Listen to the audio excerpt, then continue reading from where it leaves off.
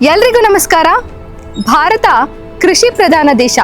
ಹಸಿರು ಕ್ರಾಂತಿಯ ಬಳಿಕ ಭಾರತದಲ್ಲಿ ಅನೇಕ ಬದಲಾವಣೆಗಳನ್ನು ಕಂಡಿದ್ದೇವೆ. ಕರ್ನಾಟಕದ ಮಟ್ಟಿಗೆ ಬರೋದಾದ್ರೆ ಸ್ವಾತಂತ್ರ್ಯ ಪೂರ್ವದಿಂದಲೂ ಕೃಷಿಯಲ್ಲಿ ಅತಿ ಹೆಚ್ಚು ಬದಲಾವಣೆಗಳನ್ನು ಕಂಡಿತ್ತು. ನಮ್ಮನ್ನ ಆಳಿರುವಂತಹ ಮಹಾರಾಜರುಗಳು, ರಾಜವರ್ಗಗಳು ಕೂಡ ರೈತಾಪಿ ವರ್ಗಕ್ಕೆ ಅವರದ್ದೇ ಆದ ಕೊಡುಗೆಗಳನ್ನು ಕೊಟ್ಟಿದ್ದಾರೆ. 1913ರಲ್ಲಿ ಮೈಸೂರಿನ ದಿವಾನರಾಗಿದ್ದಂತಹ ಸರ್ ಎಂ ವಿಶ್ವೇಶ್ವರಯ್ಯನವರು ಮೈಸೂರು ಅಗ್ರಿಕಲ್ಚರಲ್ ರೆಸಿಡೆನ್ಷಿಯಲ್ ಶಾಲೆಯನ್ನ ಹೆಬ್ಬಾಳದಲ್ಲಿ ತೆರೆದಿದ್ರು. ಏಷ್ಯಾದ ಪ್ರಪ್ರಥಮ ಕೃಷಿ ಡಿಪ್ಲೊಮಾ ಕಾಲೇಜನ್ನ ಸ್ಥಾಪನೆ ಮಾಡಿರುವಂತಹ ಹೆಗ್ಗಳಿಕೆ ಮೈಸೂರು ಸಂಸ್ಥಾನಕ್ಕೆ ಸಲ್ಲುತ್ತದೆ. ಶ್ರೀ ನಾಲ್ವಡಿ ಕೃಷ್ಣರಾಜ ಒಡೆಯರ್ ಅವರು ಕೃಷಿಯಲ್ಲಿ ಅತಿ ಹೆಚ್ಚು ಬದಲಾವಣೆಗಳನ್ನ ತಂದಿದ್ರು. ಈಗಿನ ಸರ್ಕಾರ, ಕಾಂಗ್ರೆಸ್ ಸರ್ಕಾರ, ಕೃಷಿಯಲ್ಲಿ ಅತಿ ಹೆಚ್ಚು ಬದಲಾವಣೆಗಳನ್ನು ತರಬೇಕು ಅನ್ನುವ ನಿಟ್ಟಿನಲ್ಲಿ ಹಲವು ಕಾರ್ಯಕ್ರಮಗಳನ್ನ ಹಮ್ಮಿಕೊಂಡಿದೆ. ಇವತ್ತು ನಾವು ಕರ್ನಾಟಕ ಸರ್ಕಾರ ಕೃಷಿ ಇಲಾಖೆಯ ಮೂಲಕ ಯಾವೆಲ್ಲ ಕಾರ್ಯಕ್ರಮಗಳನ್ನ ಹಮ್ಮಿಕೊಂಡಿದೆ ಮತ್ತು ಈ ಕಾರ್ಯಕ್ರಮಗಳು ರೈತರಿಗೆ ಯಾವ ರೀತಿ ಅನುಕೂಲವಾಗಬಹುದು ಅಂತ ಶ್ರೀಯುತ ಕೃಷಿ ಸಚಿವರಾದ ಎನ್ ಚೆಲುವರಾಯಸ್ವಾಮಿ ಅವರ ಮುಖಾಂತರ ತಿಳಿದುಕೊಳ್ಳೋಣ.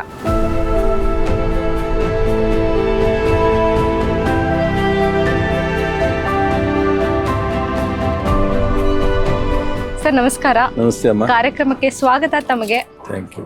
ಬಡವರ್ಗದ ಜನರ ಕಲ್ಯಾಣವನ್ನ ಗುರಿಯಾಗಿಟ್ಟುಕೊಂಡು ಈ ರೀತಿ ಸರ್ಕಾರವನ್ನ ನೀವು ನಿರ್ಮಾಣ ಮಾಡಿದ್ರಿ. ಅದಕ್ಕೆ ನೀವು ಕೊಟ್ಟಿರುವಂತಹ ಗ್ಯಾರಂಟಿಗಳೇ ಸಾಕ್ಷಿ. ಈ ಬಾರಿಯ ರಾಜ್ಯ ಸರ್ಕಾರದ ಬಜೆಟ್ ನಲ್ಲಿ ಕೃಷಿಗೆ ಸಂಬಂಧಿಸಿದಂತೆ ಯಾವ್ಯಾವ ರೀತಿಯ ಕೊಡುಗೆಗಳನ್ನ ಕರ್ನಾಟಕ ಸರ್ಕಾರ ಕೊಟ್ಟಿದೆ ಅನ್ನೋದಾದ್ರೆ? ನಾವು ನಿರಂತರವಾಗಿ ಕೃಷಿ ಇಲಾಖೆಗೆ ಇದೇ ಮೊದಲಲ್ಲ, ಸ್ವತಂತ್ರದ ಪೂರ್ವದಿಂದನೂ ಸಹ ಕೃಷಿಗೆ ಪ್ರಾತಿನಿಧ್ಯವನ್ನ ಕೊಟ್ಕೊಂಡ್ಬಂದಿರ್ತಕ್ಕಂಥದ್ದು ದೇಶದ ಮತ್ತು ರಾಜ್ಯದ ಎಲ್ಲ ಆಡಳಿತ ಸಂದರ್ಭದಲ್ಲಿ ಕೊಟ್ಟಿದೆ. ಒಂದೊಂದು ಸರ್ಕಾರದಲ್ಲಿ ಒಂದು ಸ್ವಲ್ಪ ಹೆಚ್ಚಿನ ಗಮನ ಹರಿಸಿರ್ತೀವಿ, ಕೆಲವು ಸರ್ಕಾರದಲ್ಲಿ ಸ್ವಲ್ಪ ಸ್ಲೋ ಆಗಿರ್ಬೋದು. ಸೊ ಈ ಮಧ್ಯದಲ್ಲೂ ಸಹ ನಮ್ಮ ಮಹಾರಾಜರ ಕಾಲದಲ್ಲೂ ಸಹ ಕೃಷಿಗೆ ಹೆಚ್ಚು ಒಂದು ಅವಕಾಶವನ್ನು ಮಾಡಿದ್ದಾರೆ. ಈಗೇನಾಗಿದೆ, ಸ್ವಲ್ಪ ಹವಾಮಾನ ವ್ಯತ್ಯಾಸಗಳು ಸಾಕಷ್ಟು ಆಗುತ್ತೆ, ಅದರ ಎಫೆಕ್ಟು ರೈತರ ಮೇಲೂ ಸಹ ಬೆಳೆ ಬೆಳೀತಕ್ಕಂಥವ್ರು ಆಗುತ್ತೆ. ಒಂದಷ್ಟು ಈಗ ವೈಜ್ಞಾನಿಕವಾಗಿ ನಾವು ರೈತರನ್ನ ತೊಗೊಂಡೋಗ್ಬೇಕಾಗತ್ತೆ, ಒಂದಷ್ಟು ಸಮಗ್ರ ಕೃಷಿ ಕಡೆ ತೊಗೊಂಡೋಗ್ಬೇಕಾಗುತ್ತೆ, ಪದ್ಧತಿಗಳನ್ನ ಚೇಂಜ್ ಮಾಡಬೇಕು. ಸರ್, ಈಗೆಲ್ಲ ಕೃಷಿ ಅಂತ ಬಂದ್ರೆ ಜನರು ಹೆದರ್ಕೊಳ್ಳೋದೇ ಜಾಸ್ತಿ. ಅದೊಂದು ಪ್ರಯಾಸದಾಯಕ ಕೆಲಸ, ತುಂಬಾ ವರ್ಷಗಳು ಹಿಡಿಯುತ್ತೆ, ಈಸಿ ಎಲ್ಲ ಕೃಷಿ ಮಾಡೋದು ಅಂತ ಕೃಷಿ ಬಿಡೋ ಜನಗಳಿದ್ದಾರೆ. ಕರ್ನಾಟಕ ಸರ್ಕಾರ, ಕಾಂಗ್ರೆಸ್ ಸರ್ಕಾರ ಜಾರಿಗೆ ಬಂದ ಮೇಲೆ ಏನೆಲ್ಲ ಯೋಜನೆಗಳನ್ನ ಹಮ್ಮಿಕೊಂಡಿದ್ದೀರಾ? ನೀವು ಕೃಷಿ ಸಚಿವರಾದ ಮೇಲೆ ಏನೆಲ್ಲ ಸುಧಾರಣೆಗಳು ಆಗಿದಾವೆ ಅಂತ? ಕೃಷಿ ರೈತನಿಗೆ ತೊಂದರೆ ಅಂತಲೇ, ಅದಕ್ಕೆ ಏನಾಗುತ್ತೆ, ಅತಿವೃಷ್ಟಿ ಅನಾವೃಷ್ಟಿ ಎರಡೂ ಕೃಷಿ ರೈತನಿಗೆ ತೊಂದರೆ ಆಗುತ್ತೆ. ಮಳೆ ಜಾಸ್ತಿ ಆದರೂ ಕಟ್ಟ, ಮಳೆ ಕಡಿಮೆ ಆದರೂ ಕಟ್ಟ. ಇದು ಕಾಲದಿಂದ ನಾವು ನೋಡ್ಕೊಂಬಂದಿದ್ದೀವಿ. ಜೊತೆಗೆ ನಾವೊಂದು ಇನ್ಶೂರೆನ್ಸನ್ನು ಕೇಂದ್ರ ಸರ್ಕಾರ, ರಾಜ್ಯ ಸರ್ಕಾರ ಇಂಟ್ರೊಡ್ಯೂಸ್ ಮಾಡಿದ್ದೀವಿ. ಇನ್ನೂವರೆಗೆ ನಾವು ಆ ಇನ್ಶೂರೆನ್ಸನ್ನು 20 ಲಕ್ಷ ರೈತರಿಗೆ ಹೋಗೋಕ್ಕಾಗಿಲ್ಲ, 50% ರೈತರಿಗೆ ನಾವು ಹೋಗೋಕ್ಕಾಗಿಲ್ಲ. ನಾವು ಎಷ್ಟೆಲ್ಲ 98% ಸರ್ಕಾರ ದುಡ್ಡು ಕಟ್ತೀವಿ. ಸೊ ಕಳೆದ ಬಾರಿ 2500 ಕೋಟಿ ನಾವು ಇನ್ಶೂರೆನ್ಸ್ ಕೊಟ್ಟಿದ್ವಿ ರೈತರಿಗೆ, ಲಾಸ್ ಆದ. ಇದನ್ನೆಲ್ಲ ಉಪಯೋಗಿಸ್ಕೋಬೇಕು. ರೈತರು ಕೃಷಿ ಇಲಾಖೆನ, ಸರ್ಕಾರನ ಎಷ್ಟು ಉಪಯೋಗಿಸ್ಕೋತಾರೋ ಅಷ್ಟು ಅನುಕೂಲ. ಸರ್, ಹಿಂದಿನ ಸರ್ಕಾರ ಇದ್ದಾಗ ಕೃಷಿ ಹೊಂಡದ ಕೆಲಸ ನಿಲ್ಸಿದ್ರು, ಅದನ್ನ ಈಗ ಮತ್ತೆ ಕಾಂಗ್ರೆಸ್ ಸರ್ಕಾರ ಬಂದ ಮೇಲೆ ಅದನ್ನ ಮರು ನಿರ್ಮಾಣ ಮಾಡ್ತಾ ಇದ್ದೀರಾ. ಈ ಕೃಷಿ ಹೊಂಡದ ಮಹತ್ವ ಏನು ಅಂತ? ಕೃಷಿ ಹೊಂಡ ಹಿಂದೆ 13ರಿಂದ 18 ಇದ್ದಾಗ ಪ್ರಾರಂಭ ಮಾಡಿದ್ದು ಸಿದ್ದರಾಮಯ್ಯನವರು, ಆಗಿನ ಕಾಂಗ್ರೆಸ್ ಸರ್ಕಾರ. 18ರಿಂದ 23 ಅದನ್ನು ನಿಲ್ಲಿಸಿದ್ರು. ಈಗ ನಾವು ಮತ್ತೆ ಪ್ರಾರಂಭ ಮಾಡಿದ್ದೀವಿ. ಮೊದಲು 100-405 ತಾಲೂಕಿಗೆ ಮಾತ್ರ ಸೀಮಿತ ಆಯಿತು.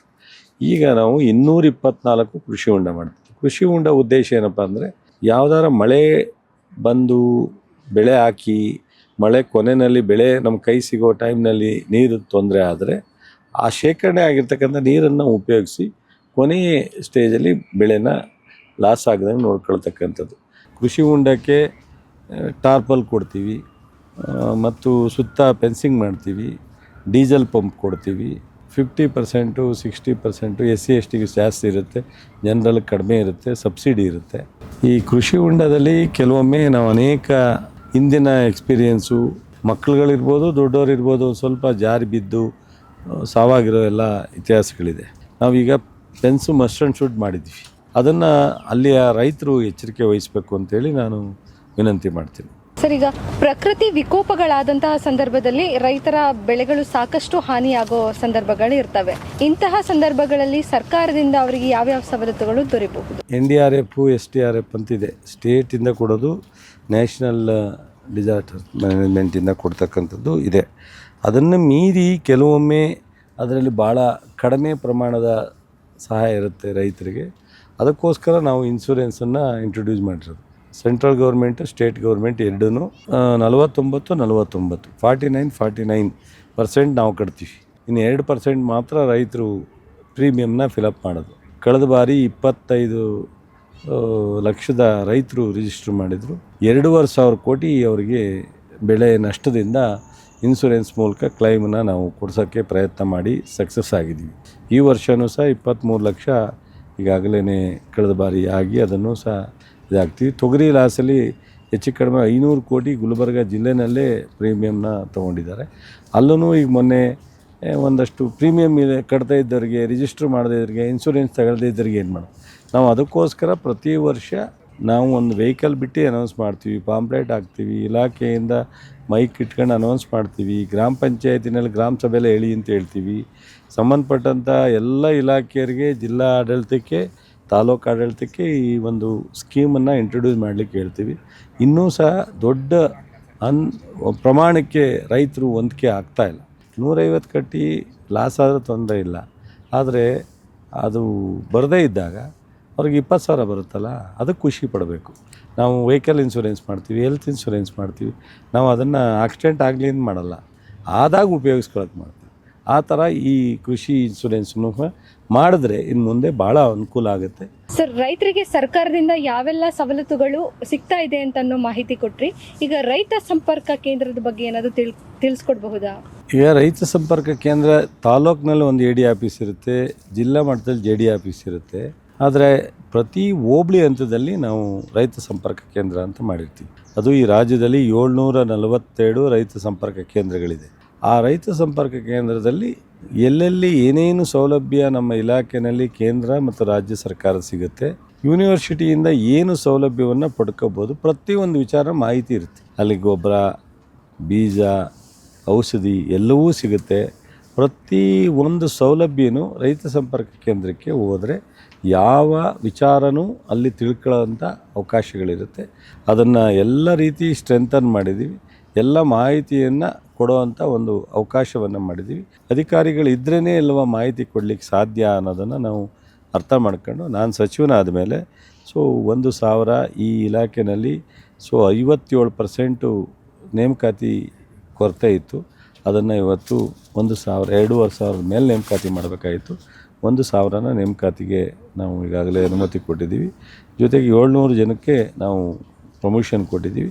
ಈ ಥರ ರೈತ ಸಂಪರ್ಕ ಕೇಂದ್ರವನ್ನು ತಾಲೂಕು ಅಗ್ರಿಕಲ್ಚರ್ ಆಫೀಸರ್ AD ಅಂತ ಇರ್ತೀವಿ, ಅಸಿಸ್ಟೆಂಟ್ ಡೈರೆಕ್ಟ್ರು, ಡೆಪ್ಟಿ ಡೈರೆಕ್ಟ್ರು, ಜಾಯಿಂಟ್ ಡೈರೆಕ್ಟ್ರು ಆಫೀಸು ಎಷ್ಟು ಸಾಧ್ಯನೋ ಅಷ್ಟೂ ಸಹ ಮಾಹಿತಿ ಮತ್ತು ಸ್ಥಳ ವೀಕ್ಷಣೆ ಮಾಡ್ತಕ್ಕಂಥದ್ದು, ರೈತರ ಜೊತೆ ಸಂಪರ್ಕ ಇರುವಂಥ ಒಂದು ರೀತಿಯಲ್ಲಿ ಅವರಿಗೆ ಸರ್ಕಾರ ನಿರ್ದೇಶನ ಮಾಡಿದೆ. ಸರ್, ಕಳಪೆ ಬೀಜ ಪೂರೈಕೆಯಿಂದ ನಷ್ಟಕ್ಕೊಳಗಾಗಿ ಆತ್ಮಹತ್ಯೆ ಮಾಡಿಕೊಂಡಿರುವಂತಹ ರೈತರು ತುಂಬಾ ಇದ್ದಾರೆ. ನಿಮ್ಮ ಸರ್ಕಾರ ಆಡಳಿತಕ್ಕೆ ಬಂದ ಮೇಲೆ, ನೀವು ಕೃಷಿ ಸಚಿವರಾದ ಮೇಲೆ ಒಳ್ಳೆ ಗುಣಮಟ್ಟದ ಬೀಜ ಸರಬರಾಜು ಬಗ್ಗೆ ಏನಾದರೂ ಕ್ರಮ ಕೈಗೊಂಡಿದ್ದೀರಾ? ನಾವು ಅದ್ರ ಬಗ್ಗೆ ಹೆಚ್ಚಿನ ಕ್ರಮ ತಗೊಂಡು ಹೆಚ್ಚಿನ ಜವಾಬ್ದಾರಿಯನ್ನು ಬೀಜ ನಿಗಮಕ್ಕೆ ಕೊಟ್ಟು, ಬಹುಶಃ ನಾನು ಸಚಿವನಾದ ಮೇಲೆ 2 ವರ್ಷದಲ್ಲಿ ಕಳಪೆ ಬೀಜ ಸಪ್ಲೈ ಅನ್ನೋದನ್ನು ಎಲ್ಲೂ ಕಂಪ್ಲೇಂಟನ್ನು ನೋಡಲಿಕ್ಕೆ ಅವಕಾಶ ಕೊಟ್ಟಿಲ್ಲ. ಕಳೆದ ಬಾರಿನೂ ನಾವು ಈ ಬಾರಿನೂ ಮುಂಗಾರಿಗೆ 8.5 ಲಕ್ಷ ಕ್ವಿಂಟಾಲು ಬಿತ್ತನೆ ಬೀಜ ಕೊಟ್ಟಿದ್ದೀವಿ. ಹಿಂಗಾರು ಇದಕ್ಕೆ 5.5 ಲಕ್ಷ ಕೊಟ್ಟಿದ್ದೀವಿ. ಒಟ್ಟು 14 ಲಕ್ಷ ಟನ್ನನ್ನು ನಾವು ಬೀಜ ಬಿತ್ತನೆ ಕೊಟ್ಟಿದ್ದೀವಿ. ಅದನ್ನು ಬಹುಶಃ ರೈತರಿಗೆ ಕೊಟ್ಟು, ರೈತರ ಬೀಜವನ್ನು ಉತ್ಪಾದನೆ ಮಾಡಿ ಅದನ್ನು ತೊಗೊಂಡು ಸರ್ಟಿಫಿಕೇಷನ್ ಮಾಡಿ ಆಮೇಲೆ ವಿತರಣೆ ಮಾಡಿರ್ತಕ್ಕಂಥದ್ದು. ನಮ್ಮ ಇಲಾಖೆ ಸಂಪೂರ್ಣವಾಗಿ ರೈತರಿಗೆ ಈ ಮುಂಗಾರು, ಹಿಂಗಾರು, ಪೂರ್ವ ಮುಂಗಾರಿನಲ್ಲಿ ಏನೇನು ಯಾವ್ಯಾವ ಭಾಗದಲ್ಲಿ ಬೆಳೀತಾರೋ ಆ ಎಲ್ಲ ಬೆಳೀತಕ್ಕಂಥ ರೈತರಿಗೆ ಅವಶ್ಯಕತೆ ಇರ್ತಕ್ಕಂಥ ಬೀಜವನ್ನು ಸರ್ಟಿಫೈ ಮಾಡಿ ವಿತರಣೆ ಮಾಡ್ತಕ್ಕಂಥ ಕೆಲಸ ಮಾಡ್ತೇವೆ. ಸರ್, ಬೆಂಬಲ ಬೆಲೆ ವಿಚಾರಕ್ಕೆ ಬರೋದಾದ್ರೆ ರೈತರಿಗೆ ನ್ಯಾಯ ಸಿಕ್ಕಿದಕ್ಕಿಂತ ಅನ್ಯಾಯ ಆಗಿದ್ದೇ ಹೆಚ್ಚು. ಬೆಂಬಲ ಬೆಲೆ ಸರಿಯಾಗಿ ಸಿಗ್ತಾ ಇಲ್ಲ ನಾನು ಬೆಳೆದಿರೋ ಬೆಳೆಗೆ ಅಂತ ಹೇಳಿ ಪ್ರತಿ ಸಾರಿ ರೈತರು ಅಹವಾಲನ್ನು ಇಡ್ತಾನೆ ಇರ್ತಾರೆ.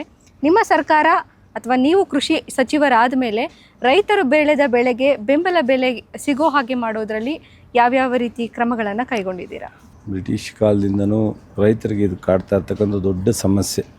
ಮಾರ್ಕೆಟ್ ವ್ಯವಸ್ಥೆಯಲ್ಲಿ ಮಧ್ಯವರ್ತಿಗಳಿಗೆ ಹೆಚ್ಚು ಕೆಲವು ಟೈಮ್ ಲಾಭ ಆಗುತ್ತೆ, ಕೆಲವು ಟೈಮು ಬೆಳೆ ಕೈ ಬರೋದಕ್ಕೆ ಮೊದಲೇ ಹೋಗಿ ಒಂದಷ್ಟು ದುಡ್ಡನ್ನು ಕೊಟ್ಟು ಅಥವಾ ಸಾಲ ಮಾಡ್ಕೊಂಡು ಭಾಳ ಕಡಿಮೆ ಇದರಲ್ಲಿ ಖರೀದಿ ಮಾಡ್ಕೊಂಡು ಏಜೆನ್ಸಿಯವರು ನಂತರ ಅವರು ಮಾರ್ಕೆಟಿಗೆ ಬಿಡ್ತಕ್ಕಂಥದ್ದು, ಇದೆಲ್ಲ ಇಂಟರ್ನೆಸ್ ಸಿಕ್ಕಾಬಟ್ಟೆ ಜನರಿಗೆ ಪ್ರಾಬ್ಲಮ್ ಇದೆ. ನಾವು ಸಾಕಷ್ಟು ಜನರಿಗೆ ಹೇಳಿದ್ದೀವಿ, ಮಾರ್ಕೆಟ್ ವ್ಯವಸ್ಥೆನಲ್ಲೂ ಸಹ ರೇಟನ್ನು ನಿಯಂತ್ರಣ ಮಾಡ್ತಕ್ಕಂಥದ್ರಲ್ಲಿ ಅದನ್ನು ನಾವು ಭಾಳ ಎಚ್ಚರಿಕೆಯಿಂದ ವಹಿಸ್ತಕ್ಕಂಥ ಕೆಲಸ ಮಾಡೋದ್ರ ಜೊತೆಗೆ ಈ ರಾಷ್ಟ್ರದಲ್ಲಿ ಈ ಬೆಂಬಲ ಬೆಲೆ ತೀರ್ಮಾನ ಮಾಡ್ತಕ್ಕಂಥದ್ದು ಕೇಂದ್ರ ಸರ್ಕಾರಕ್ಕೆ. ನಮ್ಮ ರಾಜ್ಯದಿಂದ ನಾವು ಕಟ್ತಕ್ಕಂಥ ಟ್ಯಾಕ್ಸ್ ಮೂಲಕ ಎಲ್ಲ ರಾಜ್ಯಕ್ಕೂ ಅವರು ಇಂಥದ್ದೊಂದಷ್ಟು ಯೋಜನೆಗಳು ಅವರಿಂದನೇ ಕೊಡ್ತಕ್ಕಂಥ ಪದ್ಧತಿಗಳು ನಮ್ಮ ಮೊದಲಿಂದನೂ ಸ್ವತಂತ್ರ ಪೂರ್ವದಿಂದನೂ ಬಂದಿದೆ. ಹಾಗಾಗಿ ಈ ಒಂದು ನಾವೇನು ಬೆಂಬಲ ಬೆಲೆ ಅಂತೀವಿ ಅದು 23 ಬೆಳೆಗಳಿಗೆ ರಾಷ್ಟ್ರೀಯ ಇದರಲ್ಲಿ ನಮ್ಮ ಏನು ಬೆಲೆ ನಿಯಂತ್ರಣ ಆಯೋಗ ಇರುತ್ತಲ್ಲ ಅವರು ಸಮೀಕ್ಷೆ ಮಾಡಿ ಕೊಟ್ಟಿರ್ತಾರೆ. ಅದರ ಆಧಾರದ ಮೇಲೆ ನಾವು ಮಾರ್ಕೆಟ್ ಬೆಲೆ ಅದಕ್ಕಿಂತ ಕಡಿಮೆ ಆದಾಗ ನಾವು ಇಂಟರ್ವ್ಯೂನ್ ಹಾಕ್ತೀವಿ. ಈಗ ನಾವು ರಾಗಿಗೆ 2,000 ಅಂತ ಹೇಳಿರ್ತೀವಿ, 1,700 ಮಾರ್ಕೆಟ್ ಬಂದ ತಕ್ಷಣವೇ ನಾವು ಖರೀದಿ ಮಾಡಬೇಕು ಅಂತ ನಾವು ಇಲ್ಲಿಂದ ಪ್ರಪೋಸಲ್ ಕಳಿಸ್ತೀವಿ. ಅವರು ಅಲ್ಲಿಂದ ಇಷ್ಟು ಖರೀದಿ ಮಾಡಲಿಕ್ಕೆ ನಮಗೆ ರಾಜ್ಯದಲ್ಲೇ ಉಪಯೋಗಿಸ್ಕೊಳ್ಳೋದ ಎಷ್ಟಿರುತ್ತೆ ಮತ್ತು ಅವರು ತಗೊಳ್ಳಿಕ್ಕೆ ಅವಕಾಶ ಇದ್ದರೆ ಅಷ್ಟನ್ನು ನಾವು ನಿಗದಿ ಮಾಡ್ತೀವಿ. ಮತ್ತು ಅದು ನಾವು ಕಳೆದ ವರ್ಷ ಎಷ್ಟು ತೊಗೊಂಡಿದ್ದೀವಿ, ಜನ ಎಷ್ಟು ಕೊಡೋಕ್ಕೆ ಸಾಧ್ಯತೆ ಇದೆ, ಇವೆಲ್ಲ ನಮ್ಮ ಹತ್ರ ದಾಖಲೆಗಳಿರ್ತವೆ. ಅದರ ಆಧಾರದ ಮೇಲೆ ನಾವು ಮಾಡ್ತೀವಿ. ಈ ಥರ ನಾವು ಯಾವ್ಯಾವ ಸಂದರ್ಭದಲ್ಲಿ ಬೆಳೆ ನಷ್ಟ ಆಗುತ್ತೆ, ಕಡಿಮೆ ಆಗುತ್ತೆ, ರೇಟು ಮಾರ್ಕೆಟಲ್ಲಿ ಸಿಗಲ್ಲ, ಅವ್ರಿಗೆ ತೊಂದರೆ ಆಗುತ್ತೆ, ಆ ಟೈಮ್ನಲ್ಲಿ ನಾವು ಬೆಂಬಲ ಬೆಲೆಗೆ ಇದಾಗ್ತೀವಿ. ಅದನ್ನು ನಾನೇ ಒಂದು ಸಮಿತಿಗೆ ಸಬ್ ಕಮಿಟಿಗೆ ಅಧ್ಯಕ್ಷ ಇದ್ದೀನಿ. ನಮ್ಮ ಎಚ್ ಕೆ ಪಾಟೀಲು ಮತ್ತು ನಮ್ಮ ರಾಜಣ್ಣವ್ರು ಇರ್ಬೋದು, ಶಿವಾನಂದ ಪಾಟೀಲು, ನಮ್ಮ ಫುಡ್ ಮಿನಿಸ್ಟ್ರು ಅವರೆಲ್ಲರೂ ಮೆಂಬರ್ ಇದ್ದಾರೆ. ನಾವೆಲ್ಲ ಕೂತ್ಕೊಂಡು ತೀರ್ಮಾನ ಮಾಡ್ತೇವೆ ಆಗುವಾಗ. ಸರ್, ರೈತರಿಗೆ ಇಷ್ಟೆಲ್ಲ ಸವಲತ್ತುಗಳನ್ನು ಕೊಟ್ಟಿದ್ದೀರಿ ಅಂತ ನೀವು ಇಷ್ಟೊತ್ತು ತನಕ ಇದರ ವಿವರಗಳನ್ನು ಕೊಟ್ರಿ. ರೈತರಿಗೆ ಸರಳವಾಗಿ ಇದೆಲ್ಲ ಮಾಹಿತಿಗಳು ಸಿಗಬೇಕು ಅಂತಂದರೆ ಅವರು ಯಾವ ರೀತಿ ಸಂಪರ್ಕ ಮಾಡಬೇಕು? ಈಗ ಸಂಪರ್ಕ ಕೇಂದ್ರಗಳು ನಮಗೆ ರೈತ ಸಂಪರ್ಕ ಕೇಂದ್ರ ಅಂತ ಹೇಳಿದು ಅಗ್ರಿಕಲ್ಚರ್ ಅಡಿಷನಲ್ ಡೈರೆಕ್ಟರ್ ಇರ್ತಾರೆ. ಅಷ್ಟೆಲ್ಲ ಮೀರಿ ಅವರು ಜಮೀನು ಹತ್ರ ಇರ್ತಾರೆ ಅಥವಾ ಹೋಗ್ಲಿಕ್ಕಾಗಲ್ಲ ಆಫೀಸ, ನೇರವಾಗಿ ಒಂದು ಫೋನ್ ಮಾಡಿ ಅವರು ಮಾಹಿತಿಯನ್ನು ಏನು ಸೌಲಭ್ಯ, ಸಮಸ್ಯೆಗೆ ಪರಿಹಾರ ಏನು ಎಲ್ಲವನ್ನು ತಿಳ್ಕೊಳ್ಳಿಕ್ಕೆ ಅವಕಾಶ ಇದೆ. ಅದು ಮೊದಲು ನಾನು ಬರೋದಕ್ಕಿಂತ ಮೊದಲು 8 ಟೋಲ್ ನಂಬರ್ ಇತ್ತು. ಒಂದೊಂದು ಸಮಸ್ಯೆಗೆ ಒಂದೊಂದು ನಂಬರ್ಗೆ ಫೋನ್ ಮಾಡಿ ತಿಳ್ಕೊಬೇಕಾಗಿತ್ತು.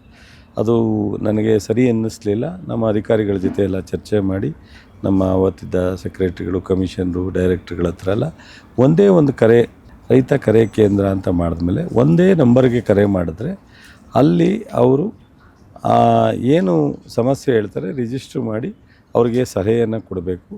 ಮತ್ತು ಅದು ಏನಾದರೂ ಒಂದು ಸ್ವಲ್ಪ ಕಾಂಪ್ಲಿಕೇಟೆಡ್ ಇದ್ದರೆ ನಮ್ಮ ಯಾರು ರಿಸೀವ್ ಮಾಡಿರ್ತಾರೆ ಫೋನ್ನ ಅವರು ಆ ತಾಲೂಕಿನ ಆ ಜಿಲ್ಲೆಯ ಅಧಿಕಾರಿಗಳಿಗೆ ಮಾಹಿತಿ ಕೊಟ್ಟರೆ ಅವರು ಅಲ್ಲಿ ಅದನ್ನು ಸಾರ್ಟ್ಔಟ್ ಮಾಡೋ ಥರ ಒಂದು ಸಿಸ್ಟಮ್ನ ತಂದಿದ್ದೀವಿ. ಅದು ಭಾಳ ಯಶಸ್ವಿಯಾಗಿ ನಡೀತಾ ಇದೆ. ಅದೀಗಾಗಲೇ ಅದು ಒಂದೇ ಒಂದು ನಂಬರಿಗೆ ಇಡೀ ರಾಜ್ಯದ ರೈತರು ನಮ್ಮ ಕೃಷಿ ಇಲಾಖೆ ಸಂಬಂಧಪಟ್ಟಂಥ ಯಾವುದೇ ಸಮಸ್ಯೆಯನ್ನು ಅವರು ಕೇಳ್ಕೊಂಡು ತಿಳ್ಕೊಂಡು ಅದನ್ನು ಉಪಯೋಗಿಸ್ಕೊಳ್ಳೋದಕ್ಕೆ ಅವಕಾಶ ಇದೆ. ಬಹುಶಃ ಅದೆಲ್ರಿಗೂ ಈಗಾಗಲೇ ಭಾಳಷ್ಟು ನಂಬರ್ಗೆ ಗೊತ್ತಾಗಿದೆ. ಆದರೂ ಮತ್ತೊಂದು ಸಾರಿ ತಮ್ಮ ಮೂಲಕ ನಾನು ಹೇಳಲಿಕ್ಕೆ ಇಚ್ಛೆಪಡ್ತೀನಿ. 1800-1801 ಈ ನಂಬರ್ಗೆ ಕರೆ ಮಾಡಿದ್ರೆ ಯಾವುದೇ ಅವರಿಗೆ ಯೂನಿವರ್ಸಿಟಿ ವಿಚಾರ ಇರ್ಬೋದು, ಸರ್ಕಾರದ ಅಗ್ರಿಕಲ್ಚರ್ ಡಿಪಾರ್ಟ್ಮೆಂಟ್ ಇರ್ಬೋದು, ರೈತ ಸಂಪರ್ಕ ಕೇಂದ್ರ ಇರ್ಬೋದು, ಯಾವುದೇ ವಿಚಾರವನ್ನು ಸರ್ಕಾರದಿಂದ ಸಿಗ್ತಕ್ಕಂಥ ಸೌಲಭ್ಯಗಳ ವಿಚಾರ ಇರ್ಬೋದು ಅಥವಾ ಅವರ ಭೂಮಿನಲ್ಲಿ ಆಗ್ತಕ್ಕಂಥ ಬೆಳೆಯ ವ್ಯತ್ಯಾಸದ ಬಗ್ಗೆ ಇರ್ಬೋದು, ಎಲ್ಲವನ್ನೂ ಅಲ್ಲಿ ಮಾಹಿತಿ ತಿಳ್ಕೊಳ್ಳಿಕ್ಕೆ ಅನುಕೂಲ ಆಗುತ್ತೆ. ಈ ಆರ್ಟಿಫಿಷಿಯಲ್ ಇಂಟೆಲಿಜೆನ್ಸಿ ಅಂತ ಮಾಡ್ತಾ ಇದ್ದೀವಿ. ಈ ರೈತ ಕರೆ ಕೇಂದ್ರನ ನಾವು ಇನ್ನೊಂದು ಸ್ವಲ್ಪ ಮುಂದೆ ಹೋಗಿ ಹೆಚ್ಚು ಟೆಕ್ನಾಲಜಿನ ಉಪಯೋಗಿಸ್ಕೊಳ್ಳಿಕ್ಕೋಸ್ಕರ ಇದರ ಉಪಯೋಗ ಆಗುತ್ತೆ. ರೈತರು ಈ ಬರೀ ಸಬ್ಜೆಕ್ಟ್ ತಿಳ್ಕೊಳ್ಳೋದಕ್ಕೆಲ್ಲ ಮುಂದಿನ ಟೆಕ್ನಾಲಜಿ ಬಗ್ಗೆನೂ ಸಹ ಬೆಳೆಯತಕ್ಕಂಥದ್ದಕ್ಕೆ ಅದನ್ನು ಈ ರೈತ ಕರೆ ಕೇಂದ್ರದ ಮೂಲಕ ರೈತರು ಉಪಯೋಗಿಸ್ಕೊಳ್ಳಿಕ್ಕೆ ಅವಕಾಶ ಇದೆ. ಅದನ್ನು ಸಾಮಾನ್ಯ ರೈತರಿಗೆ ತಮ್ಮ ಮೂಲಕ ನಾನು ವಿನಂತಿ ಮಾಡ್ತೀನಿ. ಈಗಾಗಲೇ ಆ ಲೈನಲ್ಲಿ ಭಾಳಷ್ಟು ಜನ ರೈತರು ಉಪಯೋಗಿಸ್ಕೊತಾ ಇದ್ದಾರೆ. ಇನ್ನೂ ಎಲ್ಲ ರೈತರು ಸಹ ಅದರ ಉಪಯೋಗವನ್ನು ಪಡ್ಕೋಬೇಕು ಅಂತ ನಮ್ಮ ಆಸೆ. ಸರ್, ರೈತರಿಗೆ ನಿಮ್ಮ ಸರ್ಕಾರದ ಆಡಳಿತದಲ್ಲಿ ಇಷ್ಟೆಲ್ಲ ಸವಲತ್ತುಗಳು ಸಿಗ್ತಾ ಇದೆ ಅಂತ ಕೇಳಿ ತುಂಬ ಖುಷಿ ಆಯಿತು. ಆದರೆ ರೈತರ ಮಕ್ಕಳಿಗೆ ಅವರ ವಿದ್ಯಾಭ್ಯಾಸಕ್ಕೆ ಉಪಯೋಗ ಆಗುವಂತಹ ಯಾವುದಾದ್ರೂ ಯೋಜನೆಗಳು ಇದೆಯಾ? ನಮ್ಮ ಈ ಸಮಾಜ ಕಲ್ಯಾಣ ಇಲಾಖೆ ಮತ್ತು ಹಿಂದುಳಿದ ವರ್ಗ ಇಲಾಖೆ, ಈ ಇಲಾಖೆಯಿಂದನೂ ಸಹ ಮಕ್ಕಳಿಗೆ ಹೈಯರ್ ಎಜುಕೇಷನ್ ಮಾಡಲಿಕ್ಕೆ ಇಂಜಿನಿಯರಿಂಗ್ ಇರ್ಬೋದು, ಡಾಕ್ಟ್ರ್ ಇರ್ಬೋದು, ಬೇರೆ ಕಾಂಪಿಟೇಷನ್ ಎಕ್ಸಾಮ್ಗಳಿರ್ಬೋದು, ಎಲ್ಲಕ್ಕೂ ಸಹ ಸಿಗುತ್ತೆ. ಆ ಥರ ನಮ್ಮ ರೈತರಿಗೂ ಸಹ, ರೈತರ ಮಕ್ಕಳಿಗೂ ಸಹ ನಮ್ಮ ಇಲಾಖೆಯಿಂದನೂ ಸಹ ನಾವು ಕೊಡ್ತೀವಿ. ಬಟ್ ಅದ್ರ ಹಿಂದೆ ಅಲ್ಲಿ ತೊಗೊಂಡಿದ್ರು, ಇಲ್ಲಿ ತೊಗೋಬೋದಾಯಿತು. ಆದರೆ ಇವಾಗ ಏನು ಮಾಡಿದ್ದೀವಿ, ಯಾವುದಾರ ಒಂದು ಇಲಾಖೆಯಿಂದ ಮಾತ್ರ ತಗೊಳ್ಳಿಕ್ಕೆ ಅವಕಾಶ ಇದೆ. ಅದು 2000ದಿಂದ 12,000ವರೆಗೂ ಇದೆ. ಯಾವುದೇ ರೈತರ ಮಕ್ಕಳು ಈ ಒಂದು ವಿದ್ಯಾನಿಧಿಯನ್ನು ಉಪಯೋಗಿಸ್ಕೊಳ್ಳಿಕ್ಕೆ ಅವಕಾಶ ಇದೆ. ಇದು ಕೃಷಿ ಇಲಾಖೆಯಿಂದ ಕೊಡ್ತೀವಿ, ಸಮಾಜ ಕಲ್ಯಾಣ ಇಲಾಖೆಯಿಂದ ಕೊಡ್ತಿದ್ದೀವಿ, ಅಂದರೆ ಹಿಂದುಳಿದ ವರ್ಗದ ಇಲಾಖೆಯಿಂದ ಕೊಡ್ತಾಯಿದ್ದೀವಿ. ಈ 3 ಇಲಾಖೆಯಿಂದ ವಿದ್ಯಾರ್ಥಿಗಳಿಗೆ ಈ ಒಂದು ಬೆನಿಫಿಟ್ ಸಿಗುತ್ತೆ. ಅದನ್ನು ತೊಗೋಬೋದು. ಸರ್, ಸಿರಿಧಾನ್ಯಗಳಿಗೆ ನಮ್ಮ ದೇಶದಲ್ಲಿ ಅಲ್ಲದೆ ಬೇರೆ ದೇಶಗಳಲ್ಲೂ ಕೂಡ ತುಂಬ ಬೇಡಿಕೆ ಇದೆ. ಸದ್ಯಕ್ಕೆ ಇದೊಂಥರ ಲಾಭದಾಯಕ ಕೃಷಿ. ಸರ್ಕಾರದಿಂದ ಸಿರಿಧಾನ್ಯ ಬೆಳೆಯುವಂತಹ ರೈತರಿಗೆ ಅಥವಾ ಕೃಷಿ ವರ್ಗಕ್ಕೆ ಯಾವ ರೀತಿ ಸವಲತ್ತುಗಳು ದೊರೆಯಬಹುದು? ನೋಡಿ ಮೇಡಮ್, ಈ ಸಿರಿಧಾನ್ಯ ಇದೆಯಲ್ಲ, ಸಾವಯವ ಪದ್ಧತಿನಲ್ಲಿ ಇದಕ್ಕೆ ರಸಗೊಬ್ಬರ ಹಾಕಲ್ಲ, ಔಷಧಿ ಹೊಡಿಯಲ್ಲ, ಈ ಮನೆ ಗೊಬ್ಬರನ ಹಾಕ್ತಕ್ಕಂಥದ್ದು, ಗೊಬ್ಬರ ಇಲ್ಲದಲೇ ಬೆಳೀತಕ್ಕಂಥದ್ದು, ಔಷಧಿ ಹಾಕ್ತಲೇ ಬೆಳೀತಕ್ಕಂಥದ್ದು. ಹಿಂದೆ ಇದು ಬಡವರ ಆಹಾರ ಆಯಿತು. ಈ ಆರ್ಕ, ನವಲು, ಸಜ್ಜೆ, ರಾಗಿ ಇವೆಲ್ಲ ಏನಿತ್ತು ಅಂದರೆ ಬಡವರು ತಿನ್ನುವಂಥ ಆಹಾರ. ಯಾರೂ ಶ್ರೀಮಂತರು ಇದನ್ನು ಉಪಯೋಗಿಸ್ತಿರಲಿಲ್ಲ. ಇವತ್ತೇನಾಗಿದೆ, ಅದು ಎಲ್ಲ ಪೇಷಂಟ್ಗಳಿಗೆ ರೋಗದ ಮದ್ದು, ರೋಗ ನಿರೋಧಕ ಶಕ್ತಿ ಇರ್ತಕ್ಕಂಥ ಆಹಾರ ಇದು. ಹಾಗಾಗಿ ಇವತ್ತೇನಾಗಿದೆ, ನೀವು ಹೇಳಿದಾಗೆ ರಾಜ್ಯ, ರಾಷ್ಟ್ರ, ಅಂತಾರಾಷ್ಟ್ರವರೆಗೂ ಇದು ದೊಡ್ಡ ದೊಡ್ಡ ಶ್ರೀಮಂತರು ಸಹ ಇದನ್ನು ಉಪಯೋಗಿಸೋ ಮತ್ತು ಎಲ್ಲ ಹೋಟ್ಲುಗಳಲ್ಲೂ ಸಹ ಸಿರಿಧಾನ್ಯದ ಆಹಾರ ಸಿಗ್ತಕ್ಕಂಥ ಒಂದು ವ್ಯವಸ್ಥೆ ಆಗಿದೆ. ಈ ಯಾರು ಸಿರಿಧಾನ್ಯವನ್ನು ಸಾವಯವ ಪದ್ಧತಿನಲ್ಲಿ ಬೆಳೀತಾರೆ ರೈತರು, ಅವರಿಗೆ ನಾವು ಸರ್ಕಾರದಿಂದ ಇನ್ಸ್ಟೆಂಟಾಗಿ 10,000 ರೂಪಾಯಿ ನಾವು ಸಹಾಯಧನವನ್ನು ಕೊಡ್ತೀವಿ. ಹಾಗಾಗಿ ರೈತರು ಹೆಚ್ಚಿಗೆ ಬೆಳೆಯುವಂಥ ಪ್ರಯತ್ನವನ್ನು ಕಳೆದ ಬಾರಿಯಿಂದ ಮಾಡ್ತಾಯಿದ್ದಾರೆ. ಸೊ ಅದನ್ನು ನಾವು ಈ ವರ್ಷವೂ ಮುಂದುವರಿಸಿದ್ದೀವಿ. ಜೊತೆಗೆ ಆ ಒಂದು ಮಾರ್ಕೆಟಲ್ಲೂ ಸಹ ಅದನ್ನು ಒಂದು ಅವರಿಗೆ ಹೆಚ್ಚಿನ ಅವಕಾಶ ಮಾಡಬೇಕು ಅಂತೇಳಿ ಮೊನ್ನೆ ಮುಖ್ಯಮಂತ್ರಿಗಳನ್ನ ನಾನು ರಿಕ್ವೆಸ್ಟ್ ಮಾಡಿದ್ದೀನಿ. ಅವರು ಸಹ ಒಪ್ಕೊಂಡಿದ್ದಾರೆ. ITF ಅಂತ ಇಂಟರ್ನ್ಯಾಷನಲ್ ಫೇರ್ ಮೇಳ ಮಾಡ್ತೀವಿ, ಸಿರಿಧಾನ್ಯ ಮೇಳವನ್ನು 2017ರಿಂದನೂ ಮಾಡ್ಕೊಂಬಂದಿದ್ದೀವಿ. ಕಳೆದ ವರ್ಷ, ಈ ವರ್ಷ ಭಾಳ ಯಶಸ್ವಿಯಾಗಿ ಮಾಡಿದು. 185 ಕೋಟಿಗೆ ಬೇರೆ ಅಂತಾರಾಷ್ಟ್ರ ಮಟ್ಟದಲ್ಲಿ, ಅಂತಾರಾಜ್ಯ ಮಟ್ಟದಲ್ಲಿ ನಮ್ಮ ರೈತರ ಹತ್ರ ವ್ಯವಹಾರವನ್ನು ಅವರು ಅಗ್ರಿಮೆಂಟ್ನ ಮಾಡ್ಕೊಂಡಿದ್ದಾರೆ ಖರೀದಿ ಮಾಡಲಿಕ್ಕೆ. ಅವ್ರಿಗೆ ಕನೆಕ್ಷನ್ ಸಿಗುತ್ತೆ ಬೆಳೆದದನ್ನು ಅವರಿಗೆ ಮಾರಲಿಕ್ಕೆ. ಮತ್ತು ಒಂದು ಹಾರ್ವೆಸ್ಟ್ ಇದನ್ನು ಎಂಥದ್ದು ಸಾವಯವ ಸಿರಿಧಾನ್ಯಗಳ ಹಬ್ ಅಂತೇಳಿ ಒಂದು ನಮ್ಮ ಹೆಬ್ಬಾಳ ಹತ್ರ ಒಂದು ಬೀಜ ನಿಗಮದ ಹತ್ರ ಮಾಡ್ತಾಯಿದ್ದೀವಿ 20 ಕೋಟಿ ವೆಚ್ಚದಲ್ಲಿ. ಅಲ್ಲಿ ನಾವು ಒಂದು ಯಾರೇ ರೈತರು ಈ ವಿಚಾರವನ್ನು ಬಂದು ಅವ್ರು ಬೆಳೀತಕ್ಕಂಥದ್ದು ಮಾರ್ಕೆಟಿಗೆ ಕನೆಕ್ಟಿಂಗ್ ತೊಗೋಬೇಕಾದ್ರೂ ಅಲ್ಲಿ ಅವಕಾಶಗಳಿರುತ್ತೆ ಮತ್ತು ಅಲ್ಲೆಲ್ಲ ಮಾಹಿತಿಗಳಿರುತ್ತೆ. ಅದನ್ನು ಈಗಾಗಲೇ ಸ್ಟಾರ್ಟ್ ಮಾಡಿದ್ದೀವಿ. ಇನ್ನೊಂದು 1 ವರ್ಷ, 1.5 ವರ್ಷದೊಳಗೆ ಆ ಕಟ್ಟಡವನ್ನು ಪೂರ್ತಿ ಮುಗಿಸಿ ಅಲ್ಲೆಲ್ಲ ಥರದ ಸಿರಿಧಾನ್ಯಗಳ ಒಂದು ಹಬ್ ಅಂತಲೇ ನಾವು ಇದು ಮಾಡಿದ್ದೀವಿ. ಆ ಒಂದನ್ನು ಇಡೀ ರಾಜ್ಯದ ಜನ ಉಪಯೋಗಿಸ್ಕೋಬೇಕು. ಕೃಷಿಯಲ್ಲಿಯೂ ಕೂಡ ಲಾಭದಾಯಕ ಬೆಳೆಗಳನ್ನು ತೆಗಿಬಹುದು, ಒಳ್ಳೆ ಸಂಪಾದನೆ ಮಾಡಬಹುದು ಅಂತ ಅನ್ನೋದಾದರೆ ಅದ್ರ ಬಗ್ಗೆ ಮಾಹಿತಿ ಕೊಡ್ತೀರಾ? ಏನಾಗುತ್ತೆ, ನಾನು ಲಾಭದಾಯಕ ಅಂದ್ಬಿಟ್ರೆ ಕೃಷಿ ಸಚಿವನಿಗೆ ಏನ್ರಿ ಗೊತ್ತು, ಕಷ್ಟ ಅಂದ್ಬಿಡ್ತಾರೆ ನಾಳೆ. ಬಟ್ ಆ್ಯಕ್ಚುಲಿ ಪ್ರಾಕ್ಟಿಕಲ್ಲಾಗಿ ರೈತರಿಗೆ ಕೃಷಿ ಭಾಳಷ್ಟು ಜನ ಲಾಭದಾಯಕವಾಗಿ ಭಾಳ ಸುಖ ಜೀವನ ನಡೆಸಿರ್ತಕ್ಕಂಥವ್ರು ಇದ್ದಾರೆ. ನಾನು ಮಂತ್ರಿ ಆದಮೇಲೆ ಅನೇಕ ಕಡೆ ನಾನು ಹೋಗಿ ಅವರನ್ನು ಭೇಟಿ ಮಾಡಿ ಮಾತನಾಡಿದ್ದೀನಿ. ಸಮಗ್ರ ಕೃಷಿಗೆ ಯಾರು ತೊಡಗಿಸ್ಕೊಂಡಿದ್ದಾರೆ, 1 ಎಕರೆ, 2 ಎಕರೆ, 3 ಎಕರೆ, ಅವರೆಲ್ಲರೂ ಸಹ ಕನಿಷ್ಠ ನಾವು ಬಡ್ಡಿ ಇಲ್ಲದಿರೋ ಸಾಲ ಕೊಡ್ತೀವಿ 5 ಲಕ್ಷದವರೆಗೂ. 3% 15 ಲಕ್ಷ ಕೊಡ್ತೀವಿ ಸರ್ಕಾರ. ಅದು ಸಿದ್ದರಾಮಯ್ಯನವರು ಮಾಡಿದ್ದೆ, ಕಾಂಗ್ರೆಸ್ ಸರ್ಕಾರ ಮಾಡಿದ್ದೆ, ಯಾರೂ ಹಿಂದಿನ ಸರ್ಕಾರಗಳು ಮಾಡಿರಲಿಲ್ಲ. ಆದರೆ ಆ ಸಾಲನ್ನು ತಗೋತಾ ಇಲ್ಲ ಅವರು. 3 ಲಕ್ಷ 5 ಲಕ್ಷ ಬಡ್ಡಿ ಇಲ್ಲದಿರೋ ಕೊಡೋ ಸಾಲನೂ ತಗೋತಾ ಇಲ್ಲ. ಯಾಕೆ ಅಂದರೆ ನಾವು ಹ್ಯಾಪಿಯಾಗಿದ್ದೀವಿ ಸರ್ ಅಂತ. ಸೊ 1 ಎಕರೆ ಒಳಗಡೆ ಅವರು ಕೃಷಿ ಹೊಂಡ ಮಾಡ್ತಾರೆ, ಅದರಲ್ಲಿ ಮೀನು ಸಾಕ್ತಾರೆ, ಕೋಳಿ ಸಾಕ್ತಾರೆ, ಆ ನೀರನ್ನು ಆ ಗೊಬ್ಬರನ ಬೇರೆ ತರಕಾರಿ ಬೆಳೀತಾರೆ, ಸೊಪ್ಪು ಬೆಳೀತಾರೆ, ಆಮೇಲೆ ಬಾಳೆ ಹಾಕ್ತಾರೆ, ಭತ್ತ ಬೆಳೀತಾರೆ, ಏನೇನು ಬೇಕೋ ಎಲ್ಲವನ್ನು ಒಂದೇ ಜಾಗದಲ್ಲಿ 2-3 ಬೆಳೆ ಬೆಳೀತಾರೆ. ಈಗ ಯಾವುದೋ ಬಾಳೆ ಇರ್ತದೆ, ಬಾಳೆ ಅದು ರೈಸ್ ಆಗೋದ್ರೊಳಗಡೆ ತರಕಾರಿ ಬೆಳೆದಿರ್ತಾರೆ. ಹೌದು. ಈ ಥರದ್ದೆಲ್ಲ ಮಾಡೋದ್ರಿಂದ ಅವರಿಗೆ ದಿನನಿತ್ಯ ಆ ಬೆಳೆಗೆ ತಗೊಳ್ಳೋ ಖರ್ಚು, ಮನೆ ಖರ್ಚಿಗೆ ಈ ಒಂದು ಸಮಗ್ರ ಕೃಷಿನಲ್ಲಿ ಇಂಟಿಗ್ರೇಟೆಡ್ ಫಾರ್ಮ್ನಲ್ಲಿ ಸಿಕ್ಬಿಡುತ್ತೆ. 1 ವರ್ಷಕ್ಕೆ ಬರೋ ಬೆಳೆಯಲ್ಲಿ ಲಾಭ ಆಗುತ್ತೆ. ಸೊ ನಾವು ಬೆಳಗಾಂನಲ್ಲಿ ಹೋಗಿದ್ದೀನಿ, ಕೋಲಾರದಲ್ಲಿ ಹೋಗಿದ್ದೀನಿ, ಚಿತ್ರದುರ್ಗ, ನಮ್ಮ ಶ್ರೀರಂಗಪಟ್ಟಣದ ಹತ್ರ, ಬಾಗಲಕೋಟೆ ಹತ್ರ ಸಾಕಷ್ಟು ರೈತರ ಮನೆಗೆ ಹೋಗಿದ್ದೀನಿ. ಅವರು ಎಲ್ಲರೂ ಸಹ ಇಂಟಿಗ್ರೇಟೆಡ್ ಕೃಷಿ ಯಾರು ಮಾಡ್ತಾರೆ, ಸಮಗ್ರ ಕೃಷಿ, ಅವರೆಲ್ಲರೂ ಸಹ ಲಾಭದಾಯಕವಾಗಿದ್ದಾರೆ. ಈ ರೀತಿ ಇದೆ. ಜೊತೆಗೆ ಯಂತ್ರೋಪಕರಣಗಳು, ಈಗ ನಾವು ಹಾರ್ವೆಸ್ಟ್ ಹಬ್ ಅಂತ ಕೊಟ್ಟಿದ್ದೀವಿ, 50 lakh subsidy SC STಗೆ, ಜನರಲ್ಗೆ 40 lakh subsidy ಕೊಡ್ತೀವಿ. ಒಬ್ಬ ರೈತ 20 ಎಕರೆ 10 ಎಕರೆ ಇಟ್ಕೊಂಡ್ರೋ ಕಬ್ಬು ಬೆಳೆಯುವಂಥವನು. ಸೊ 1 ಕೋಟಿ ಯಂತ್ರವನ್ನು ಖರೀದಿ ಮಾಡಿದ್ರೆ SC STಗೆ 50 ಲಕ್ಷ, ಜನರಲ್ಗೆ 40 ಲಕ್ಷ.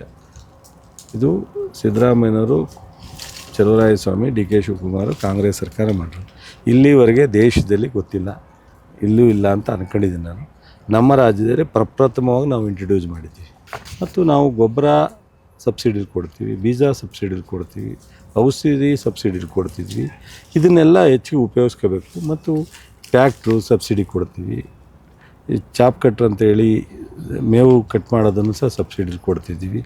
ನಾವು ಕೃಷಿಗೆ ಉಪಯೋಗಿಸೋ ಅಂಥ ಎಲ್ಲ ಯಂತ್ರೋಪಕರಣಗಳನ್ನ ನಾವು ಸಹಾಯಧನ ಸಬ್ಸಿಡಿ ಮೂಲಕ ರೈತರಿಗೆ ಕೊಡ್ತಕ್ಕಂಥ ಮಾಡಿದ್ವಿ. ಈ ಮಾರುಕಟ್ಟೆ ವ್ಯವಸ್ಥೆನಲ್ಲೂ ಸಹ ನಾವು ಎಲ್ಲೆಲ್ಲಿ ಸಾಧ್ಯ ಅವರಿಗೆ ನಾವು ರಿಸ್ಕಿಗೆ ಹೋಗ್ಲಿಕ್ಕೆ ಸಾಧ್ಯನೋ ಅವೆಲ್ಲ ಪ್ರಯತ್ನವನ್ನು ನಾವು ಮಾಡ್ತಾಯಿದ್ದೀವಿ. ರೈತರು ಒಂದು ಸ್ವಲ್ಪ ನಮ್ಮ ಜೊತೆಲೆ 1-2 ಹೆಜ್ಜೆ ಇಡಬೇಕಾಗತ್ತೆ. ಇಲಾಖೆಗಳ ಜೊತೆ, ಯೂನಿವರ್ಸಿಟಿ ಜೊತೆ ಒಂದು ಸಂಪರ್ಕವನ್ನು ಬೆಳೆಸ್ಕೊಳ್ಳೋವಂಥ ಒಂದು ಪ್ರಯತ್ನವನ್ನು ನಮ್ಮ ರೈತರು ಮಾಡಬೇಕು. ನಮ್ಮ ಈ ಒಂದು ಸರ್ಕಾರ 23 ಬಂದ ನಂತರ ಬಹುಶಃ ಯಾವ್ಯಾವ ರೀತಿಯಲ್ಲಿ ರೈತರಿಗೆ ನಾವು ಸಂಪೂರ್ಣವಾಗಿ ಅವರಿಗೆ ಶಕ್ತಿ ತುಂಬಕ್ಕೆ ಸಾಧ್ಯನೋ, ಆರ್ಥಿಕವಾಗಿ ಅವರಿಗೆ ಸಹಾಯ ಆಗಲಿಕ್ಕೆ ನಾವು ಏನೆಲ್ಲ ಮಾಡಲಿಕ್ಕೆ ಸಾಧ್ಯನೋ, ಮತ್ತು ಸರ್ಕಾರದ ಸೌಲಭ್ಯಗಳು ಪ್ರತಿಯೊಬ್ಬರಿಗೂ ರೀಚ್ ಆಗಬೇಕು. ಬಟ್ಟು ಎಲ್ಲರೂ ಕೇಳ್ತಾರೆ ನಮ್ಮ ಮಂತ್ರಿಗಳಲ್ಲಿ, ಏನಪ್ಪ ಇದು ಹಿಂದೆಲ್ಲ ಇಷ್ಟೊಂದು ಯಾವ ಇದಕ್ಕೆ ಹೋದ್ರೂ ನೀವು ಟ್ರಿಲ್ಲರ್ ಕೊಡ್ತೀರಿ, ಟ್ರ್ಯಾಕ್ಟ್ರ್ ಕೊಡ್ತೀರಿ, ಚಾಪ್ ಕಟ್ರ್ ಕೊಡ್ತೀರಿ, ಔಷಧಿ ಹೊಡೆಯೋ ಮಿಷನ್ ಕೊಡ್ತೀರಿ, ಸ್ಪ್ರೇ ಮಿಷನ್ ಕೊಡ್ತೀರಿ, ಇದೇನು ಮೊದಲೆಲ್ಲ ಇಲ್ವಾ ಅಂತ. ಇತ್ತು, ಕಡಿಮೆ ಪ್ರಮಾಣದಲ್ಲಿ ಕೊಡ್ತಿದ್ರು. ಎಲ್ಲೋ ಕೆಲವು ರೈತರಿಗೆ ಮಾತ್ರ ಸಿಗ್ತಿತ್ತು, ಕೆಲವು ರೈತರಿಗೆ ಸಿಗ್ತಿರಲಿಲ್ಲ. ಈಗ ನಾವು ಅದನ್ನು ಒಂದು ಸ್ವಲ್ಪ ಸಮಗ್ರವಾಗಿ ರೈತರಿಗೆ ಅನುಕೂಲ ಆಗುವಂಥ ರೀತಿಯಲ್ಲಿ ನಮ್ಮ ಇಲಾಖೆ ಅಧಿಕಾರಿಗಳು ತುಂಬ ಚೆನ್ನಾಗಿ ಕೆಲಸ ಮಾಡ್ತಾಯಿದ್ದಾರೆ, ಸೆಕ್ರೆಟರಿಯೇಟಿಂದ ಡೈರೆಕ್ಟ್ರುವರೆಗೂ. ಸೊ ಈ ರೀತಿ ನಾವು ಎಲ್ಲವನ್ನು ಮಾಡ್ತಾಯಿದ್ವಿ. ಮಳೆ ಚೆನ್ನಾಗಿ ಬೀಳೋ ಪ್ರದೇಶಗಳು, ನೀರಾವರಿ ಪ್ರದೇಶಗಳು ಅಂತ ಇರ್ತವೆ, ಅಲ್ಲಿ ಬೆಳೆ ಬೆಳೆಯೋದಕ್ಕೆ ಅಷ್ಟು ಸಂಕಷ್ಟಗಳು ಇರೋದಿಲ್ಲ. ಈ ಮಳೆ ಆಶ್ರಿತ ಪ್ರದೇಶಗಳು ಅಂದರೆ ಮಳೆ ಕಡಿಮೆ ಬೀಳೋ ಪ್ರದೇಶಗಳು, ನೀರಾವರಿ ಸವಲತ್ತುಗಳು ಇಲ್ಲದೆ ಇರೋ ಪ್ರದೇಶಗಳು, ಈ ರೀತಿಯ ಪ್ರದೇಶಗಳಲ್ಲಿ ಬೆಳೆ ಬೆಳೆಯೋದಕ್ಕೆ ತುಂಬಾ ಸಂಕಷ್ಟಗಳನ್ನ ರೈತರು ಎದುರಿಸ್ತಾರೆ. ಈ ರೀತಿಯ ಪ್ರದೇಶಗಳಲ್ಲಿ ಬೆಳೆ ಬೆಳೆಯೋದಕ್ಕೆ ಪ್ರೇರಣೆ ನೀಡೋದಕ್ಕೆ ಸರ್ಕಾರ ಯಾವ್ಯಾವ ರೀತಿಯ ಕಾರ್ಯಕ್ರಮಗಳನ್ನ ಹಮ್ಮಿಕೊಂಡಿದೆ? ಏನಾಗುತ್ತೆ, ಮಳೆ ಕಡಿಮೆ ಬೀಳುವಂಥ ಏರಿಯಾಕ್ಕೆ ನಾವು ಆಲ್ಟರ್ನೇಟಿವ್ ಕೃಷಿ ಇಲಾಖೆಯಲ್ಲಿ ಸಿರಿಧಾನ್ಯವನ್ನು ಬೆಳಿಬೋದು. ಜೊತೆಗೆ ಹೈನುಗಾರಿಕೆಯನ್ನು ಮಾಡಲಿಕ್ಕೆ ಅವಕಾಶ ಇದೆ, ರೇಷ್ಮೆ ಬೆಳೀಲಿಕ್ಕೆ ಅವಕಾಶ ಇದೆ. ಈ ರೀತಿ ಆಲ್ಟರ್ನೇಟನ್ನು ಅಲ್ಲಿ ಪರಿಸ್ಥಿತಿ ತಕ್ಕಂತೆ ನಮ್ಮ ಇಲಾಖೆ ಅಧಿಕಾರಿಗಳು ಅವರಿಗೆ ಮಾರ್ಗದರ್ಶನ ಮಾಡ್ತಾರೆ. ಸೊ ಅದಕ್ಕೋಸ್ಕರ ನಾನು ಯೂನಿವರ್ಸಿಟಿ ಮತ್ತು ಡಿಪಾರ್ಟ್ಮೆಂಟನ್ನು ಹೆಚ್ಚು ಉಪಯೋಗಿಸ್ಕೋಬೇಕು ಅಂತ ಹೇಳಿದ್ರು. ನಾನು ಮೊನ್ನೆ ಚಿತ್ರದುರ್ಗಕ್ಕೆ ಹೋಗಿದ್ದೆ. ನಮ್ಮಲ್ಲಿ ಒಂದು ಸ್ಕೀಮ್ ಇದೆ ವಾಟರ್ ಶೆಡ್ಡಲ್ಲಿ. ಈ ಹಸುಗಳಿಗೆ ನಾವು ಸಬ್ಸಿಡಿ ಕೊಡ್ತೀವಿ, 20,000 ರೂಪಾಯಿ ಸಬ್ಸಿಡಿ ಕೊಡ್ತೀವಿ. ಅಲ್ಲಿ ಒಂದು ಎಷ್ಟೋ ಭಾಳ ಕಡಿಮೆ 4-5 ಹಸ ಇದ್ದು ಅಂತ ಹೇಳಿದ್ರು. ಸೊ ಅಲ್ಲಿ ಹೆಚ್ಚು ಕಡಿಮೆ 30, ಒಂದೇ ಊರಿನಲ್ಲಿ 30-40 ಹಸನ ನಮ್ಮ ಇಲಾಖೆ ಅಧಿಕಾರಿಗಳು ಅವ್ರಿಗೆ ಸಬ್ಸಿಡಿ ಮೂಲಕ ಕೊಟ್ಟಿದ್ದಾರೆ. 40,000 ರೂಪಾಯಿದು 20,000.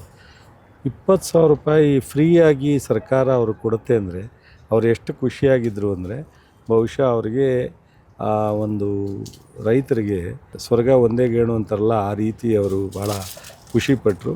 ಸೊ ಈ ರೀತಿ ಇಡೀ ರಾಜ್ಯದಲ್ಲಿ ನಾವು ಒಂದಷ್ಟು ಹಸುಗಳನ್ನ ಈ ರೀತಿ ಮಳೆ ಆಶ್ರಿತ ಇರ್ತಕ್ಕಂಥ ಏರಿಯಾಗಳಲ್ಲಿ ಸೊ ಹಸುಗಳ ಸಾಕಲಿಕ್ಕೆ ಉತ್ತೇಜನ ಕೊಡ್ತಕ್ಕಂಥ ರೀತಿಯಲ್ಲಿ ನಮ್ಮ ವಾಟರ್ಶೆಡ್ ಡಿಪಾರ್ಟ್ಮೆಂಟಿಂದ ಈ ಥರ ಬೇರೆ ಬೇರೆ ಈ ಸಿರಿಧಾನ್ಯ ಬೆಳೀಲಿಕ್ಕೆ ನಮ್ಮ ಮೊದಲೇ ಹೇಳಿದೆ 10,000 ರೂಪಾಯಿ ನಾವು 1 ಹೆಕ್ಟೇರ್ಗೆ ಸಹಾಯಧನ ಕೊಡ್ತಾಯಿದ್ದೀವಿ ಅಂತ. ಈ ಥರದ್ದೆಲ್ಲ ಮಳೆ ಆಶ್ರಿತ ರೈತರಿಗೂ ಸಹ ಬೆಳೆ ಬೆಳೀಲಿಕ್ಕೆ ಸೊ ಅವಲ್ಲಿ ವಾತಾವರಣ, ಅಲ್ಲಿ ಮಳೆ, ಇದು ಅಲ್ಲಿಯ ಹವಾಮಾನ ತಕ್ಕಂತೆ ಏನು ಅವರಿಗೆ ಬೆಳೆ ಬೆಳೀಲಿಲ್ಲ ಅಂದ ತಕ್ಷಣ ಜೀವನ ಮಾಡೋಕ್ಕೆ ಆಗದೇ ಇರೋವಂಥ ಪರಿಸ್ಥಿತಿ ಆಗಬಾರ್ದು ಅನ್ನೋಕ್ಕೆ ಮಾಡ್ತೀವಿ. ಇಷ್ಟೊತ್ತು ನಮ್ಮ ಜೊತೆ ಕೃಷಿ ಸಚಿವರಾದಂತಹ ಶ್ರೀಯುತ ಎನ್ ಚಲುವರಾಯಸ್ವಾಮಿ ಸರ್ ಅವರು ಇಷ್ಟೆಲ್ಲ ಸರ್ಕಾರದ ಸವಲತ್ತುಗಳು, ಸಮಗ್ರ ಕೃಷಿ, ಯಾವ್ಯಾವ ರೀತಿ ಸರ್ಕಾರದ ಸವಲತ್ತುಗಳನ್ನು ಕೃಷಿಕರು ಬಳಸ್ಕೊಳ್ಬಹುದು, ಯಾವ್ಯಾವ ರೀತಿ ಲಾಭದಾಯಕ ಬೆಳೆಗಳನ್ನು ಬೆಳಿಬಹುದು ಅಂತೆಲ್ಲ ಇಷ್ಟೊತ್ತು ಮಾಹಿತಿ ಕೊಟ್ಟರು. ನಾನು ನಿಜವಾಗ್ಲೂ ಆಶ್ಚರ್ಯ ಆಯಿತು. ಒಬ್ಬರು ಕೃಷಿ ಸಚಿವರಾಗಿ ಎಷ್ಟೆಷ್ಟೋ ಕಡೆ ಕಾರ್ಯಕ್ರಮಗಳಿರ್ತವೆ, ಬೇರೆ ಬೇರೆ ಗೊಂದಲಗಳಿರ್ತವೆ, ಯಾವ್ಯಾವುದು ಸಿಚುವೇಶನ್ನ ಹ್ಯಾಂಡಲ್ ಮಾಡ್ತಿರ್ತಾರೆ. ಇಷ್ಟೆಲ್ಲ ಗೊಂದಲಗಳು, ಇಷ್ಟೆಲ್ಲ ಕೆಲಸ ಕಾರ್ಯಗಳ ನಡುವೆಯೂ ನಾನು ಕೃಷಿ ಸಚಿವರಾಗಿದ್ದೀನಿ, ನನ್ನ ಆಡಳಿತದಲ್ಲಿ ಇಷ್ಟೆಲ್ಲ ಸರ್ಕಮ್ಸ್ಟೆನ್ಸಸ್ ಬರುತ್ತೆ, ನಂಗೆ ಇಷ್ಟೆಲ್ಲ ಮಾಹಿತಿ ಇರಬೇಕು ಅಂತ ಹೇಳಿ ಇಷ್ಟು ಮಾಹಿತಿಗಳನ್ನು ಕಲೆ ಹಾಕಿರೋ ಸಚಿವರನ್ನು ಬಹುಶಃ ಮೊದಲನೇ ಸತಿ ನಾನು ನೋಡ್ತಾ ಇದ್ದೀನಿ. ಅದಕ್ಕೆ ನನಗೆ ಬಹಳ ಹೆಮ್ಮೆ ಇದೆ. ತುಂಬ ಹೃದಯದ ಧನ್ಯವಾದಗಳು ಸರ್. ಇಷ್ಟೊತ್ತು ನಮ್ಮ ಜೊತೆಗಿದ್ದು ಕಾರ್ಯಕ್ರಮವನ್ನು ಇಷ್ಟು ಅಚ್ಚುಕಟ್ಟಾಗಿ, ಇಷ್ಟು ವಿವರಪೂರ್ಣವಾಗಿ ನಡೆಸ್ಕೊಟ್ಟಿದ್ದಕ್ಕೆ ನಮ್ಮೆಲ್ಲರ ಪರವಾಗಿ ಕೃಷಿ ಕುಟುಂಬ ಮತ್ತು ನಾಗತಿಹಳ್ಳಿ ಕೃಷಿ ಕುಟುಂಬ ತಂಡದಿಂದಾಗಿ ನಿಮಗೆ ನಮ್ಮ ಉದ್ದೇಶನೇ ಏನಾದರೂ ಕೃಷಿಕರಿಗೆ ಒಳ್ಳೆಯದಾಗಬೇಕು, ಒಂದು ಸ್ವಲ್ಪ ಸರ್ಕಾರದಿಂದ ಸಿಗ್ತಕ್ಕಂಥ ಸೌಲಭ್ಯದಿಂದ ಅವರು ಆರ್ಥಿಕವಾಗಿ ಬಲಿಷ್ಠರಾಗಬೇಕು ಅಂತ. ಇಲ್ಲದೇ ಇದ್ದರೆ ನಮ್ಮ ಸರ್ಕಾರ ಅಥವಾ ನಾನು ಕೃಷಿ ಸಚಿವನಾಗಿ ಮಂಡ್ಯ ಮೂಲತಃ ಕೃಷಿಗೆ ಪ್ರಧಾನವಾದಂಥ ಜಿಲ್ಲೆ, ಪ್ರಪ್ರಥಮವಾಗಿ ಸ್ವತಂತ್ರ ನಂತರ ಫಸ್ಟ್ ಟೈಮ್ ಕೃಷಿ ಸಚಿವನಾಗಿರ್ತಕ್ಕಂಥದ್ದು ಮಂಡ್ಯ ಜಿಲ್ಲೆಗೆ ಸಿಕ್ಕಿರೋದು ಇದೊಂದು ಅವಕಾಶ. ನಮ್ಮ ಜಿಲ್ಲೆಯವರು ನೀವು ಸಾತ್ನೂರು ಅಂತ ಹೇಳಿದ್ರಿ, ಭಾಳ ಖುಷಿ ಆಯ್ತು ನನಗೆ. ನೀವು ಪ್ರಿನ್ಸಿಪಾಲ್ ಆಗಿದ್ರು ಕನ್ನಡದ ಬಗ್ಗೆ ತುಂಬ ಸ್ಪಷ್ಟತೆಯಿಂದ ಅನೇಕ ವಿಚಾರದಲ್ಲಿ ನಿಮಗೆಲ್ಲ ಭಾಳ ವ್ಯೂಸ್ ಇದೆ ಅಂತೇಳಿ ನಮ್ಮ ಸೋಷಿಯಲ್ ಮೀಡಿಯಾದವ್ರು ಹೇಳ್ತಿದ್ರು. ನಿಮ್ಮ ಇಂಟ್ರ್ಯೂ ಚೆನ್ನಾಗಿತ್ತು, ಬಟ್ ನೀವು ಭಾಳ ಸಿಂಪಲ್ ಹಳ್ಳಿಯ ಹೆಣ್ಮಗಳು ಅನ್ನೋ ರೀತಿಯಲ್ಲಿ ಇದೆಯಮ್ಮ. ಸೊ ನೀವು ಒಳ್ಳೆಯ ವಿಚಾರವನ್ನು ನಾವು ಇವತ್ತು ಶೇರ್ ಮಾಡಿದ್ದೀವಿ. ಸೊ ಇದರ ಉಪಯೋಗ ನಮ್ಮ ರೈತರಿಗೆ ಆಗಬೇಕಷ್ಟೆ.